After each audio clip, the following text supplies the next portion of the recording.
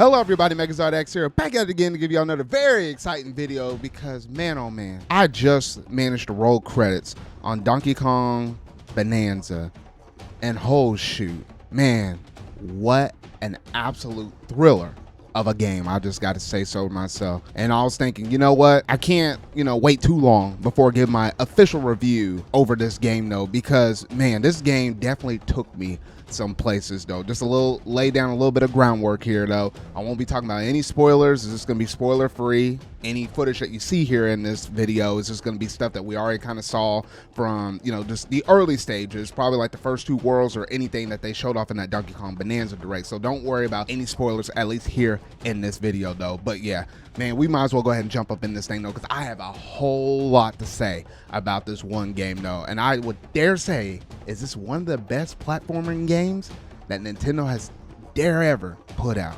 Let's find out that answer together. But if you hadn't already done so, make sure you go and hit that like button, go ahead and hit that subscribe button and that bell to stay up to date on all things video game related I feel like talking about and discussing. But without any further ado, let's go ahead and swing on up into this mess.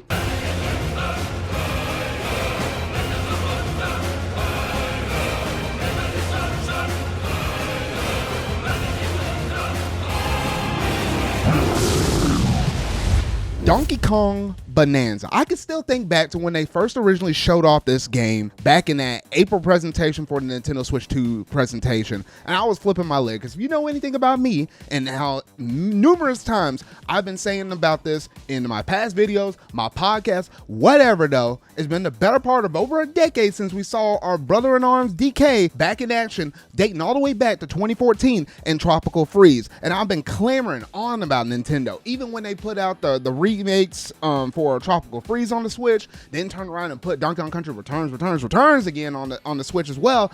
I was like, when are we going to see our brother-in-arms back in action? We've been seeing DK get back into the limelight a little bit more. He has his own stinking movie. He had his own theme park. So in the back of my mind, I was just thinking, I was like, when are we going to get the next 2D game? I wasn't even thinking about 3D. But when they showed off that trailer and showed that it's not even a 2D game, it's a 3D game, I was like, I already just flipped my lid because I was like, man, oh man, Nintendo has went and done this. Mind you, the last time they did a 3D game was dating all the way back with Donkey Kong 64. Some people have some nostalgia for that game though. Other people, obviously it hasn't aged the finest. It's not like a fine wine or nothing like that though. I still have yet to go through and play that game eventually when Nintendo puts that on Nintendo though. But it's just been a while since we had a brand new DK game though. And finally, the day has finally came. It wasn't necessarily a launch game like Mario Kart World, but it did come roughly about 1 month later after the Nintendo Switch 2 console has released. And man, this game has gone places that I wouldn't have even thought it really would have gone. I mean, just the vibe check of what you get within this game, it's like a pseudo combination of like the Donkey Kong Country games that you know and love from the Super Nintendo. Then you have to sprinkle in a little bit of Mario Odyssey because it's still made by the same people that made the Super Mario Odyssey game. And then you add in some extra effects like, it feels like you have some incredible Hulk aspects up in here because as you're going through this whole entire environment, nearly everything is destructible. You can punch, smash, dive punch your way through all of this mess with DK though. And I remember thinking back to that Donkey Kong Bonanza direct, and just seeing all the numerous moves that Donkey Kong is able to pull off in this game. And it just made me think, I was like, dang, has Donkey Kong always had this many moves? I mean, granted, if you look back at some of the past DK games, like the 2D ones and stuff like that, he has quite a bit of moves though, but not nearly as many as in this 3D platformer right here though. And it just kind of goes to show that, yes, Donkey Kong's been around just as long as Mario. And even though Mario has all these power-ups, transformation, all these special moves, everything spanning from Mario 64 all the way up to Mario Odyssey, DK's like, hey, I've been here, done that since day one back in the arcades. Don't sleep on me yet. And that's the vibe I've been kind of getting throughout this whole entire playthrough though, because as all these environments are destructible, I just remember staying on Ingot Island. That was like the first place that you managed to start your adventure off on. And I just remember just going through, punching, shredding through my different environments and stuff like that. I was just tearing up the terrain where I was at. And it was kind of hard for me to progress because I just want to see and explore every nook and cranny. Like, you will get that sense of exploration here within this game though. And it always feels like there's something around the corner, because obviously with it being a collectathon and stuff like that, there's so many different Bananza gems, which is like your equivalent to like moons from Mario Odyssey. Then you have fossils that you can also collect as well, and then you have like these musical discs. Like, those are the three things that you're kind of hunting through while you're trying to get through this whole entire game though. And unlike things such as like in Super Mario Odyssey where you got a moon, it just allowed you to progress and stuff like that, I mean, you can get the bare minimum bananas and keep going as long as, you know, you're strong enough to defeat any enemies that stand in your way though. But there's incentive to get these bananas versus just moons outside of just trying to go through and 100% the game, because you have a whole entire skill tree built upon this mess though. Now, normally I'm not necessarily a big fan of skill trees though, but if done right, it can be really good. And I think this game excelled in that department though. It's not overcomplicated. They got your whole entire spread right there, and all you got to do is collect enough Bananza gems. You got to get 5 in order to get a skill point. And then from there, you can upgrade things such as like your punch power, your sonar radar, which while you're playing this game, you probably want to prioritize that because there's a lot of, you know, hidden secrets scattered throughout this whole entire game now. And, you know, things to upgrade your Bananza transformation, like the Kong one, the ostrich one, as well as the zebra one, which they all managed to showcase off in that direct though. But man, I was like, between that, it always feels like you have like a great sense of accomplishment while you're ripping and tearing, finding these Bananza gems as well as fossil stuff, upgrading your skill tree. And that's a very highly addictive loot, and you just keep going on and on and on. Now, granted, some Bananza gems you're able to find out in the wild. Some of them are found within like these ruins, where it's like you got like, it's like bonus stages, kind of similar wavelengths that what you have in the Donkey Kong Country games when you hit those bonus barrels and stuff like that. It can be anything from defeating X amount of enemies, getting to the end of the goal within a certain time limit and stuff like that. They even make even some little callback, even some of the older Donkey Kong Country games. I'll leave it at that until you play those levels. When you hit those levels, you will know instantly what I'm talking about right there though. But man, oh man, this game has had so much love poured up into it though. And the way how Donkey Kong controls, like, he's super fluid and stuff like that. I thought Mario Odyssey had some pretty good movement with Mario throwing around with Cappy and stuff like that. But between like your rolling, you're picking up chunking rocks and stuff like that, I mean, it feels like anything you want to do with DK, you can always do it. It doesn't feel like anything is really holding you back here in this game though. And that's something I really do like and appreciate, because as you're going to go through and spend, it takes like what? I think whenever I played it from start to finish, it took me about 20-ish hours to beat everything. Granted, I was trying to find as much stuff as I could while going through the game, but I wasn't trying to like 100% the game at the same point though. But regardless, once you get into this game, you're going to be in it for the better long haul for the whole entire experience that you're having in DK Bananza though. Now, granted, you know, a lot of people, they might feel a little bit mixed or something like that, thinking, oh, you know what, you're gonna enjoy smashing a little bit of stuff here and there though, finding some exploration stuff here and there, and then that be it though. And, you know, you'll go through the whole entire, you know, experience, rinse, wash, and repeat over and over and over. But I don't think I caught that vibe at all, because each layer that you manage to keep going further down in, the environments change drastically. And that's one thing I like. I think I prefer open zone games such as this versus something like an open world, like a generic Ubisoft game or something like that, because then you can have diverse environments and stuff like that, then have different characters associated within each one of these biomes and stuff, and it gives you a fresh new look every time that DK manages to get himself further and further along into the ground though. So yeah, in terms of gameplay, it's absolutely stellar. Now let's talk about the basic of all basic storyline premises, not going super deep, but just the basic stuff.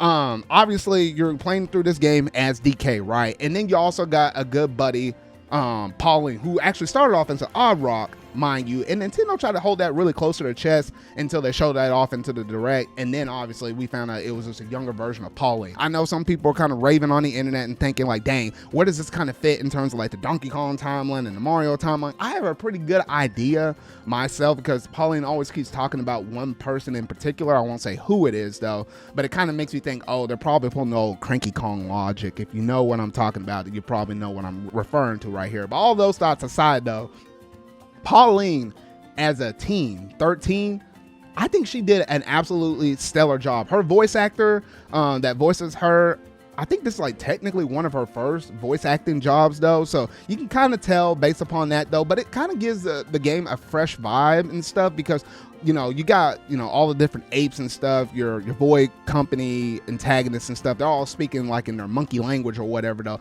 but then just to have a little bit of voice acted lines just here and there, I think that actually goes the extra mile. Just kind of give it a little bit of extra oomph that you're kind of looking for, because you don't really expect to have a lot of voice acting within like Mario, Donkey Kong games, stuff like that in general though. And I always like it every time that you manage to unlock a like basically a resting place where it's like a hangout where DK and Pauline can just take a nap and get their hearts back and stuff like that.